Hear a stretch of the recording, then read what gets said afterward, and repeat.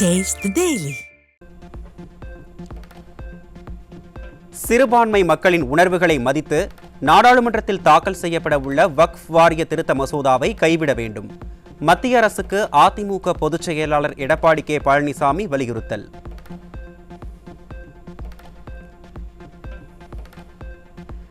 சென்னை ராயப்பேட்டையில் உள்ள அதிமுக தலைமை அலுவலகத்தில் ஆலோசனை கூட்டம்.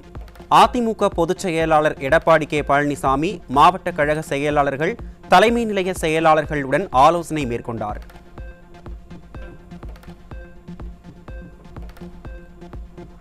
அண்ணா பல்கலைக்கழக பாலியல் வழக்கில் காமுகன் ஞானசேகரன் யாருடன் பேசினார் என்பது எனக்கு தெரியும் என பகிரங்கமாக அறிவித்த முன்னாள் IPS அதிகாரி. யார் அந்த சார் என தெரிந்தால் அதை விசாரணை அதிகாரியிடம் சொல்லாமல் அரசியலுக்கு பயன்படுத்துவது ஏன் எனவும், உண்மையை மறைப்பது குற்றம் என்பது இந்த முன்னாள் காவலருக்கு தெரியாதா எனவும் மக்கள் கேள்வி. அண்ணா பல்கலைக்கழக பாலியல் வழக்கு தொடர்பாக செய்தியாளர்களை அச்சுறுத்தி வரும் காவல்துறை என்னிடம் ஆதாரம் உள்ளது என பகிரங்கமாக சொன்ன முன்னாள் IPSஐ விசாரணை வளையத்துக்குள் கொண்டு வராதது ஏன்? ஆதாரங்களை நானே வெளியிடுவேன் என பேசுபவரை விசாரித்து ஆதாரங்களை பெற காவல்துறை தயக்கம் காட்டுவது ஏன் எனவும் மக்கள் கேள்வி. ஒரு பெண்ணை பின்தொடர்ந்தாலே 5 ஆண்டு சிறை என அறிவித்த திராவிட மாடல் முதல்வர், திமுக கொடி பொருத்திய காரில் பெண்களை துரத்தி அச்சுறுத்தியவர்களுக்கு அந்த தண்டனையை முதலில் வழங்க நடவடிக்கை எடுப்பாரா? பெண்கள் அச்சுறுத்தப்பட்ட விவகாரத்தில் காவல்துறை கலராக கதை சொல்லும் நிலையில் பொதுமக்கள் கேள்வி. வேங்கைவயல் கிராமத்தில் மூதாட்டி ஒருவர் உயிரிழந்த நிலையில் இறுதி நிகழ்வில் கலந்து கொள்ள வெளியூரில் இருந்து வந்த உறவினர்களை ஊருக்குள் அனுமதிக்காமல் அராஜகம் செய்த திராவிட மாடல். ஸ்டாலின் அரசின் சர்வாதிகார போக்கால் ஆத்திரமடைந்த மக்கள் மூதாட்டியின் உடலை சாலையில் போட்டு ஆர்ப்பாட்டத்தில் ஈடுபட்ட அவலம். ஒன்றும் இல்லை, காவேரியிலேருந்து வந்தோம்.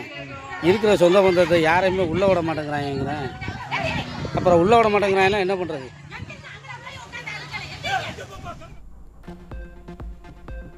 உச்சநீதிமன்ற தீர்ப்பின்படி காவிரியில் இருந்து தமிழ்நாட்டிற்கு பிப்ரவரி முதல் மே மாதம் வரை 10 TMC தண்ணீர் திறக்க வேண்டும் என கர்நாடகாவுக்கு காவிரி மேலாண்மை ஆணையம் உத்தரவு. உத்தரவை செயல்படுத்த கர்நாடக அரசுக்கு உரிய அழுத்தம் கொடுத்து நீரை பெற்றுக் கொடுக்குமா திராவிட மாடல் அரசு என விவசாயிகள் கேள்வி.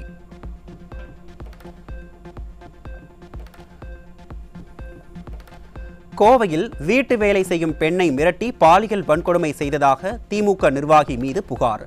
மேலும் அந்த வீடியோக்களை காட்டி திமுகவை சேர்ந்த முக்கிய பிரமுகர்களுடன் உடலுறவு வைக்க கட்டாயப்படுத்துவதாகவும் பாதிக்கப்பட்ட பெண் பரபரப்பு குற்றச்சாட்டு. திமுக 40வது வட்ட செயலாளர் கதிரேசன் வீட்டில் 6 வருஷமாக வீட்டு வேலைக்கு போயிட்டு இருந்தேன். அங்கே சில சமயங்கள்லாம் எனக்கு அவர்னால பாலியல் ரீதியாக தொந்தரவு தந்துட்டு இருக்காரு. இப்போ அவருக்கு மட்டும் இல்லாமல் அவருக்கு தெரிஞ்ச அரசியல் நண்பர்கள் கூடயும் சேர்ந்து போக சொல்லிட்டு இருக்காரு. நான் இதை பற்றி 2ஆம் தேதி போய் நான் வடவள்ளி போலீஸ் ஸ்டேஷனில் போய் கம்ப்ளைண்ட் கொடுத்தேன். கம்ப்ளைண்ட் கொடுத்து எந்த ஒரு நடவடிக்கை எடுக்கலை. மறுபடியும் 12ஆம் தேதி செப்டம்பர் 12/9/2024 கமிஷனர் ஆஃபீஸ்லேயும் கம்ப்ளைண்ட் கொடுத்தேன்.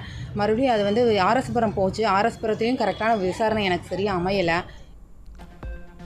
சேலம் மாவட்டம் ஆத்தூர் அருகே அரசு பள்ளி மாணவியை ஆபாசமாக பேசி அழைத்த தற்காலிக ஆசிரியர் மற்றும் அதனை கண்டிக்காத மற்றொரு அரசு ஆசிரியர் மீது போக்சோ வழக்கு பதிவு. ஒழுக்கத்தை கற்றுக் கொடுக்க வேண்டிய ஆசிரியர்களே ஸ்டாலினின் திமுக ஆட்சியில் ஒழுக்கத்தை மீறும் அவலம் தொடர்கதையாகி வருவதாக மக்கள் குற்றச்சாட்டு.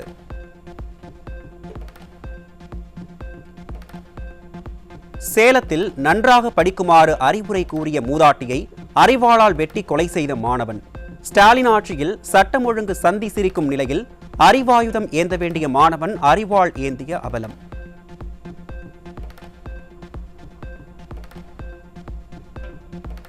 சென்னை சூளைமேட்டில் 5 கல்லூரி மாணவர்களிடமிருந்து கொக்கைன், கஞ்சா, ஓஜி கஞ்சா உள்ளிட்ட பல லட்சம் ரூபாய் மதிப்புள்ள போதைப் பொருட்கள் சிக்கியதால் அதிர்ச்சி.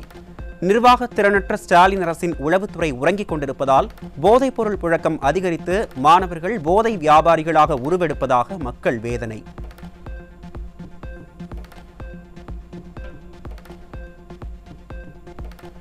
கன்னியாகுமரி மாவட்டம் ஆரல்வாய்மொழி 4 வழிச்சாலை பகுதியில் தடை செய்யப்பட்ட குட்கா பொருட்களை பேக்கிங் செய்யும் நிறுவனம் செயல்பட்டு வந்த அவலம் வெளிச்சத்திற்கு வந்துள்ளது.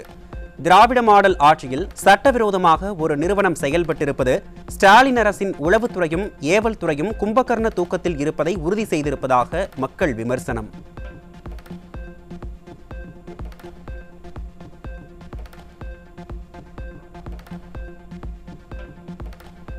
திருவள்ளூர் மாவட்டம் திருத்தணி நகரில் பள்ளி மாணவர்கள் கஞ்சா போதையில் சுற்றித் திரிவதாக பொதுமக்கள் குற்றச்சாட்டு. இதுகுறித்து பலமுறை புகார் அளித்தும் ஸ்டாலின் அரசின் ஏவல் துறை கண்டு கொள்ளவில்லை என பொதுமக்கள் வேதனை.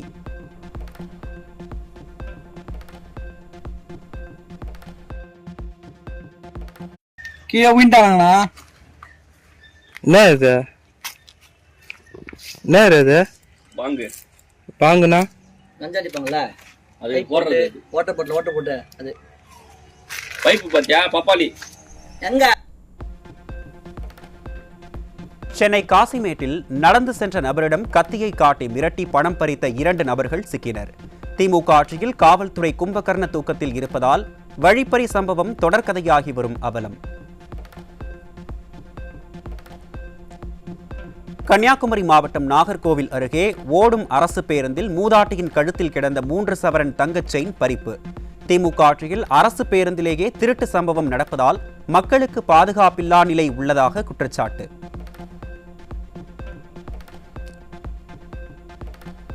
சிவகங்கை மாவட்டம் காரைக்குடியில் பூட்டியிருக்கும் வீடுகளில் கேஸ் சிலிண்டர் மட்டும் குறிவைத்து திருடும் நபர் குறித்த சிசிடிவி காட்சி வெளியீடு. திமுக ஆட்சியில் காவல்துறை மீது சிறிதும் பயம் இல்லாததால் திருட்டுச் சம்பவம் தொடர்கதையாகி வரும் அவலம்.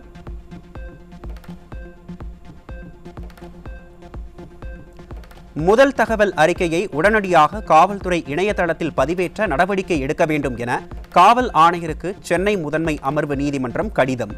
பல்வேறு குற்ற வழக்குகள் தொடர்பாக காவல் நிலையங்களில் பதிவு செய்யப்படுகின்ற எஃப்ஐஆர் இணையதளத்தில் பதிவேற்றம் செய்யப்படுவதில்லை எனவும் விமர்சனம். கடலூர் மாவட்டம் புவனகிரி அருகே பொருட்கள் எடை குறைபாட்டை சரி செய்வதற்காக லஞ்சம் வாங்கிய காலை உணவு திட்ட மேற்பார்வையாளர் லஞ்ச ஒழிப்பு துறையினரிடம் சிக்கினார். திமுக ஆட்சியில் அச்சமின்றி அரசு அதிகாரிகள் லஞ்சத்திலேயே திளைப்பதாக மக்கள் குற்றச்சாட்டு.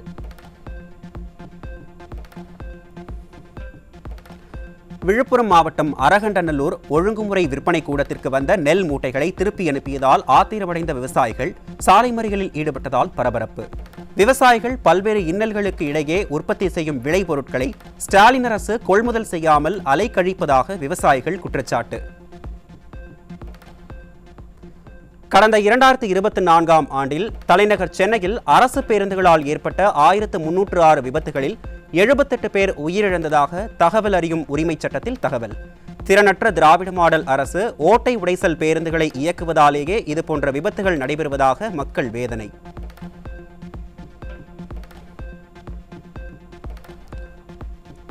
வேலூரில் சாலையோர தள்ளுவண்டி கடை உரிமையாளர்களை திமுகவினர் மிரட்டிய நிலையில் அந்த கடைகளை அகற்ற மாநகராட்சி அதிகாரிகளே நடவடிக்கை எடுத்ததால் அதிர்ச்சி. ஏழை எளியோருக்கு எதிராக அராஜகத்தில் ஈடுபடும் திமுகவினரை கண்டிக்க வேண்டிய அரசு நிர்வாகம் உடன்பிறப்புகள் ஏவலாளிகளாக மாறியிருப்பதாக மக்கள் ஆதங்கம்.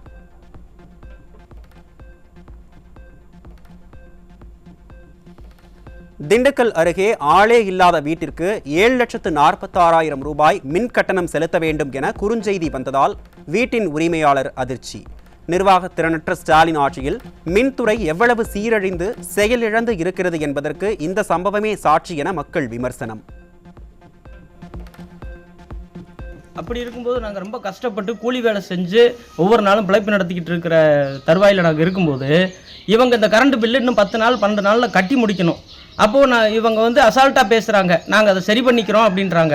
நாளைக்கு எங்களுக்கு ஏதாவது கோர்ட்டு கேஸுன்னு அலையிற மாதிரி எங்களுக்கு இல்லைங்க. அதனால் இந்த மெசேஜை ரத்து பண்ணி அரசு கவனத்தில் கொண்டு இதை எங்களுக்கு சரி பண்ணி கொடுக்கணும். தமிழ்நாட்டில் உள்ள தோல் பதனிடும் தொழிற்சாலைகளால் ஏற்படும் மாசுபாட்டால் பாதிக்கப்படுபவர்களுக்கு உரிய இழப்பீடு வழங்க வேண்டும் என உச்சநீதிமன்றம் அறிவுறுத்தல். முன்னாள் உயர்நீதிமன்ற நீதிபதியின் தலைமையில் ஒரு குழுவை அமைத்து சேதத்தை மதிப்பிடவும் பாதிப்பை சரி செய்ய நடவடிக்கை எடுக்கவும் தமிழக அரசுக்கு உத்தரவு.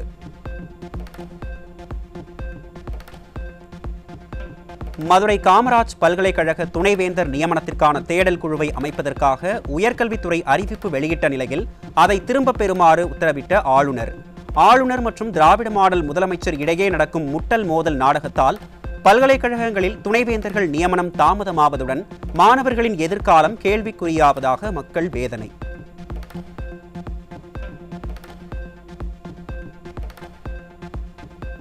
சேலம் மாவட்டம் கெங்கவல்லி அருகே நீர்நிலை ஆக்கிரமிப்பை அகற்றி உயர்நீதிமன்ற உத்தரவை அமல்படுத்த 5 லட்சம் ரூபாய் லஞ்சம் கேட்ட வட்டாட்சியரின் வீடு மற்றும் அலுவலகத்தில் விடிய விடிய சோதனை.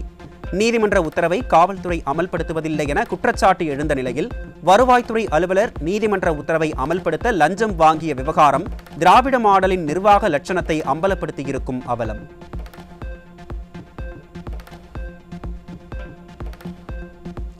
திடீர் மழை, கடும் பனிப்பொழிவால் நெல் அறுவடை பாதிக்கப்பட்ட நிலையில் ஈரப்பத அளவை ஆய்வு செய்ய மத்திய குழு வருகை தந்த பிறகும் ஈரப்பத வரம்பை 22% அதிகரிப்பது குறித்த அறிவிப்பு இன்னும் அறிவிக்கப்படவில்லை.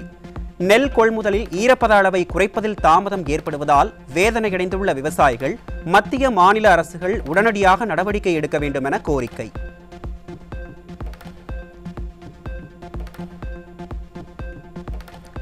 தமிழ் மக்கள் மற்றும் கலாச்சாரத்தின் மீதான அன்பின் காரணமாக டங்ஸ்டன் சுரங்க ஏலத்தை ரத்து செய்ததாக கதை சொன்ன மைனாரிட்டி பாஜகவின் அமைச்சர்.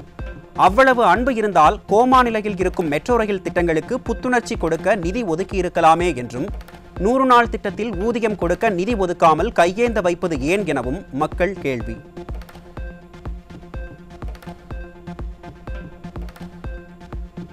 பள்ளி சீருடைகள் தைப்பதில் கொள்ளையடிக்கும் தனியார் பள்ளிகள் குறித்து மனு அளித்தும் கண்டு கொள்ளாத பள்ளி கல்வித்துறை.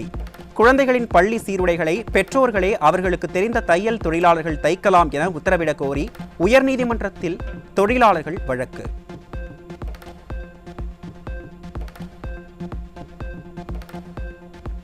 திருப்பூரில் வடமாநிலத்தவர் போர்வையில் தங்கியிருந்த 100 வங்கதேசத்தவர் சிக்கிய நிலையில் சுமார் 20,000 பேர் ஊடுருவி இருக்கலாம் என அதிர்ச்சி தகவல்.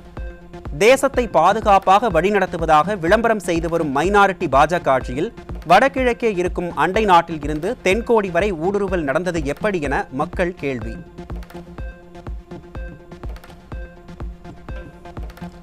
சேலம் அரசு மருத்துவமனையில் ஊசி மூலம் மருந்து செலுத்தப்பட்ட 6 நோயாளிகளுக்கு உடல்நலம் பாதிக்கப்பட்ட நிலையில் அதில் ஒருவர் உயிரிழந்ததால் அதிர்ச்சி. விடியாதிமுக ஆட்சியில் அரசு மருத்துவமனைகள் உயிரை காக்கும் என்ற நம்பிக்கை தளர்ந்து உயிரை குடிக்கும் என்ற பயம் வந்திருப்பதாக பொதுமக்கள் வேதனை. அரசு நிகழ்ச்சிகளில் மாணவர்களை எந்த வேலையும் வாங்கக்கூடாது என அறிவித்திருக்கும் நிலையில் தஞ்சையில் உயர்கல்வித்துறை அமைச்சரின் விழாவில் மாணவர்களை நாற்காலி தூக்க வைத்த திராவிட மாடல். அரசு நிகழ்ச்சிக்கு அமைச்சர் தாமதமாக வந்ததால் பல மணி நேரம் பட்டினியுடன் காத்திருந்த மாணவர்கள்.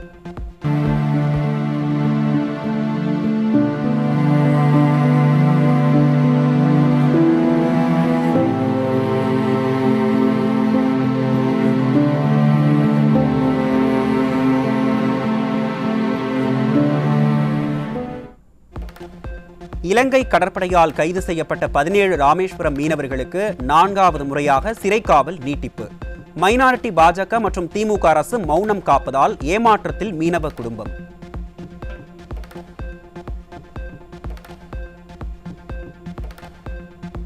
மதுரையில் அடிதடி புகார் மீது கைது நடவடிக்கை எடுக்க லஞ்சம் வாங்கிய சப் இன்ஸ்பெக்டர் சிக்கினார்.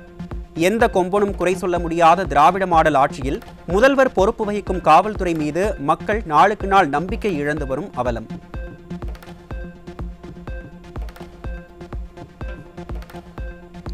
சென்னை மேடவாக்கம் சின்ன ஏரியை மாசில் இருந்து காப்பாற்ற தேசிய பசுமை தீர்ப்பாயம் பிறப்பித்த உத்தரவுகளை தமிழக அரசு முழுமையாக செயல்படுத்தவில்லை என குற்றச்சாட்டு. ஏரியின் சுற்றுப்புறச் சூழல் மற்றும் நீரின் தரம் பாதிக்கப்படும் அபாயம் இருப்பதால் பசுமை தீர்ப்பாயத்தின் உத்தரவுகளை முழுமையாக செயல்படுத்த திமுக அரசுக்கு மக்கள் வலியுறுத்தல்.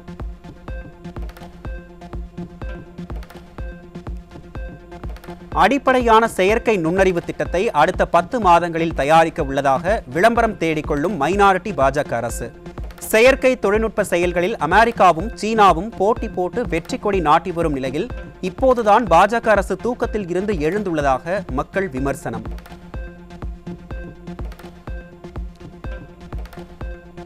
மகாராஷ்டிராவில் 100க்கும் மேற்பட்டோர் ஜிபிஎஸ் நோயால் பாதிக்கப்பட்டு ஒருவர் உயிரிழந்த நிலையில் கொல்கத்தாவிலும் ஜிபிஎஸ் நோய் பாதிப்பு கண்டறியப்பட்டதால் அதிர்ச்சி.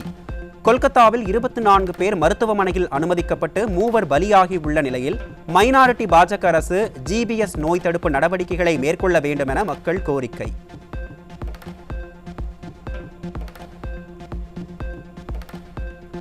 விளைந்த பயிர்களுக்கு அடிப்படை ஆதார விலையை உயர்த்தவில்லை என தொடர்ந்து போராடும் விவசாயிகள். அடிப்படை ஆதார விலையை உயர்த்த மனமில்லாத மைனாரிட்டி பாஜக பூச்சிக்கொல்லி மற்றும் உரங்களுக்கு இந்த பட்ஜெட்டிலாவது ஜிஎஸ்டி வரியை குறைக்குமா அல்லது விவசாயிகளை வஞ்சிக்குமா என மக்கள் கேள்வி. அசாம் மாநிலம் கச்சார் மாவட்டத்தில் 9 கோடி ரூபாய் மதிப்புள்ள மெத்தபெட்டமின் கலந்த போதை மாத்திரைகள் சிக்கியது. குஜராத் மாடல் பாஜக ஆட்சி செய்யும் மாநிலங்களில் அடுத்தடுத்து போதைப் பொருட்கள் சிக்கி வருவது மைனாரிட்டி பாஜக ஆட்சியில் இந்தியாவின் எதிர்காலம் போதையால் சீரழிவதை உணர்த்துவதாக மக்கள் வேதனை. தலைநகர் டெல்லியில் கடந்த 56 நாட்களில் 474 பேர் கடும் குளிரால் இறந்ததாக வெளியாகியிருக்கும் ஆய்வறிக்கையால் அதிர்ச்சி. இந்தியா வளர்ந்துவிட்டது என்று மைனாரிட்டி பாஜகவினர் விளம்பரம் செய்யும் நிலையில் குளிரில் உயிரிழந்தவர்கள் பெரும்பாலும் சாலையோரம் தங்கியவர்கள் என்பது இந்தியாவின் அவல நிலையை உணர்த்துகிறது.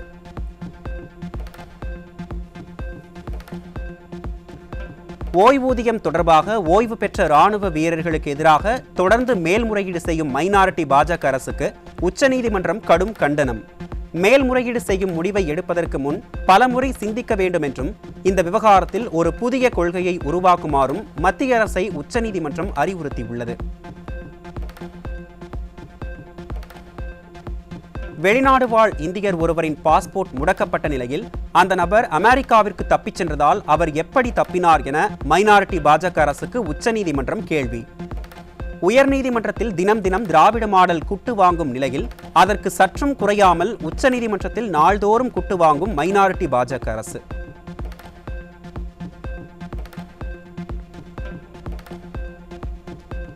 இந்திய எல்லையோரங்களில் சீனா தனது கட்டுப்பாட்டை அதிகரித்து வரும் நிலையில் அந்நாட்டின் செயற்கை நுண்ணறிவை இந்திய அரசு கணினிகளில் பயன்படுத்த உள்ளதாக மைனாரிட்டி பாஜக அறிவித்திருப்பதால் அதிர்ச்சி.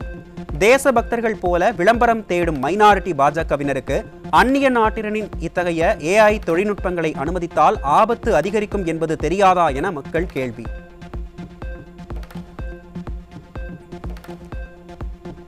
தென்னாப்பிரிக்க முன்னாள் அதிபர் ஜேக்கப் ஜூமாவின் மகள் பயங்கரவாத குற்றச்சாட்டுகளின் கீழ் கைது செய்யப்பட்டுள்ளார்.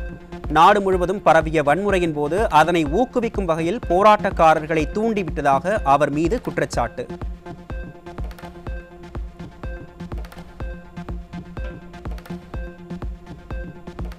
யுக்ரைனின் தெற்கு ஒடிசா பகுதியில் ரஷ்ய ட்ரோன்கள் ஒரு மருத்துவமனை மற்றும் 2 அடுக்குமாடி கட்டிடங்கள் மீது தாக்குதல் நடத்தியதாக தகவல். இந்த ட்ரோன் தாக்குதலில் 4 பேர் பலியாகி இருப்பதாக தகவல். தாய்லாந்து மாஸ்டர்ஸ் பேட்மிண்டன் போட்டியில் இந்தியாவின் ரக்ஷிதா ஸ்ரீ சந்தோஷ் ராம்ராஜ் காலிறுதிக்கு முன்னேறினார். பெண்கள் ஒற்றையர் பிரிவின் 2வது சுற்றில் தைவான் வீராங்கனையான டங் உடன் மோதிய ரக்ஷிதா 21-15, 21-12 என்ற நேர் செட் கணக்கில் வென்றார்.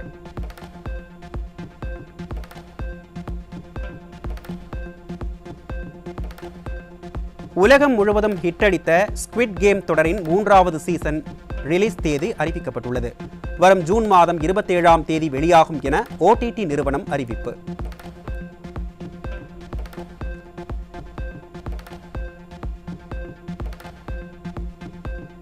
ஜீவா நடிக்கும் அகத்தியா படம் வரும் பிப்ரவரி 28ஆம் தேதி வெளியாக உள்ளதாக படக்குழு அறிவிப்பு. விஜய் இயக்கத்தில் தயாராகியுள்ள இப்படத்தில் அர்ஜுன், ராஷி கண்ணா, யோகி பாபு உள்ளிட்டோர் முக்கிய கதாபாத்திரங்களில் நடித்துள்ளனர்.